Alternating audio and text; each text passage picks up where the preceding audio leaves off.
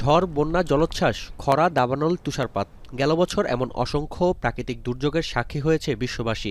২০২৫ সালের শুরুটাও হলো খুব বাজেভাবে। যুক্তরাষ্ট্রের লস অ্যাঞ্জেলেসে পুড়ে ছাই ৩৯,০০০ একরের বেশি এলাকা, ক্ষতিগ্রস্ত ১২,০০০-এর বেশি স্থাপনা। এমন পরিস্থিতিতে আবারও ঘুরে ফিরে আসছে জলবায়ু পরিবর্তন ইস্যু। গেল বছর প্রথমবারের মতো বৈশ্বিক গড় তাপমাত্রা ছাড়িয়েছে ১.৫ ডিগ্রি সেলসিয়াস। সমুদ্রপৃষ্ঠের তাপমাত্রা বাড়ার কারণে অতিরিক্ত আর্দ্রতা ধারণ করে বায়ুমণ্ডল। ফলে তাপপ্রবাহ, খরা ও অতিবৃষ্টি পরিণত হয়েছে নিত্য নৈমিত্তিক ঘটনায়। So all the weather extremes that we are seeing are currently occurring in a warmer atmosphere and also with warmer oceans and in an atmosphere that can actually carry more moisture. So all these actually contribute to the fact that heat waves, as we've experienced them in the past, become more intense.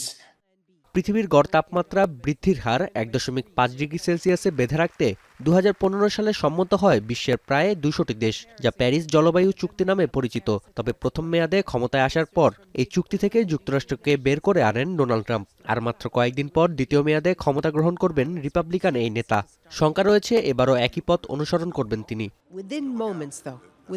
Loss অ্যাঞ্জেলেসের ভয়াবহ দাবানলের পেছনেও রয়েছে জলবায়ু পরিবর্তনের প্রভাব। বিশ্লেষকরা বলছেন, ধরিত্রীকে রক্ষায় শেষবারের মতো পদক্ষেপ নিতে প্রকৃতির সতর্কবার্তা ছিল এই দাবানল।